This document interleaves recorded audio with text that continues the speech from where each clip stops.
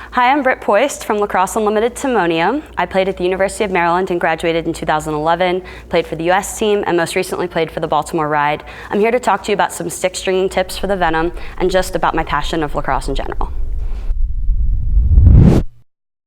So guys, we've all had the refs say our sticks are illegal, so I just wanted to give you some quick tips when you're in that panic mode of how do I get back on the field as quickly as possible. First of all, a lot of people, especially in the Venom, are gonna start touching this center string. You can see it represented in the white. That's a big no-no. That's gonna make your stick go completely flat. So you can see, if I start pulling that string down, that takes away my pocket. So instead, I like to keep my center strings really loose and first tie my leathers. So that way, I still have a channel and I have a little bit more legal of a pocket, but I'm not losing my entire sweet spot.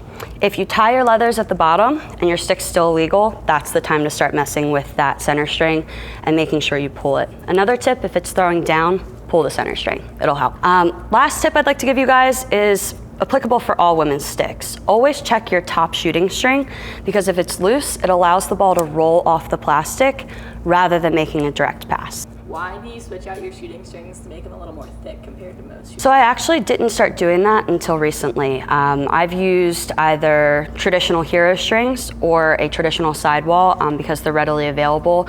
But I found that as the stick breaks in and as water impacts the strings, a lot of times having paracord just supports the ball a little bit more, so that like even if I tilt the stick here, there's just hold and it sits. It just pairs really well with the Venom. Does it give it any more whip, or is it just? It does give it a little bit more whip, because whip and hold are pretty synonymous in a women's stick. But I think the biggest thing is that it creates a little shelf release point. So it doesn't have to create whip if you keep your bottom shooters a little bit looser. So as you break your pocket in, the first thing I wanna make sure people know is not to stick that bear paw in there and just keep punching it 24/7. It's gonna create too much whip. It's gonna create a really big bag. I think being strategic about when you place a little bit more pounding in the pocket is important. So I've got my trusty bat, and we put a sock over top of it just to make sure that there's no friction between the wood against our actual mesh. And I'm just gonna lay it in there and tilt back and forth, right up in the sweet spot. A lot of people are putting a lot of pressure. I see a lot of people punch at the bottom.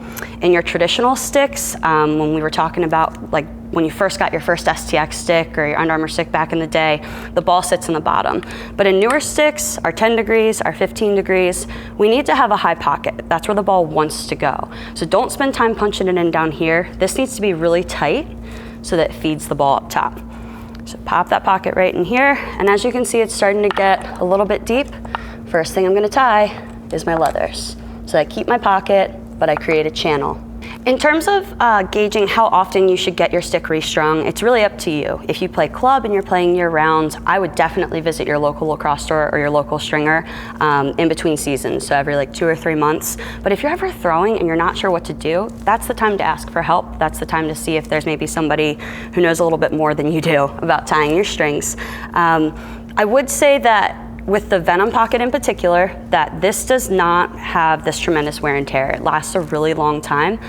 So you might be able to, once you think your stick needs to be restrung, simply go to a stringer and have them adjust some of the tension. And it's not gonna be as dramatic as a full restring. How many sticks have you had that have had the Venom stringing in it? Okay, so I was given this stick by my pro team, immediately ripped out the pocket I was given in favor of the Venom mesh. I love it paired with the Crux 500, so the Crux 600 was an easy choice. But then when the Exalt 600 came out, with me being a defender and more of a midfield player, I just fell in love, and that pairing together is very firm and comparable to, for girls that like Under Armour heads or old school De Beers, the Exalt's like a really good 10-degree option, which I grew up on De Beer, so that helps me. I've also paired it with the Epic, and it gets some major whip for those of you amazing players that can handle whip. I'm more of our traditional and I need my little pocket, but I think that anybody looking for a tremendous shot, the Epic with Venom helps, and I've had all those sticks. I think right at this point, I'm probably at 10 or 12 that anybody can come see here as demo sticks that I've strung in the Timonium store. Oh, fun fact. Okay. Oh gosh, is this fun? I have 43 screws in my face. in your face? Yeah. In your jaw? Yeah, so Lacrosse injury? so I wasn't recruited yet. I was going into my senior year of high school, and I had my last recruiting tournament, and I just kind of like in faith was like, well, I put it all out there, and had jaw surgery 2 weeks later. I had a little bit of like my mouth didn't grow the way that it should. And so the doctor down at Georgetown just completely redid everything. 43 screws, and only 2 hold my chin on right here. When I go through the airport, it's just like a Christmas tree I light up. If you want to hear more tips about women's stringing or the women's game in general, go ahead and follow 27 Britt Poist on Instagram, or visit me at Lacrosse Unlimited in the Timonium location. Thanks.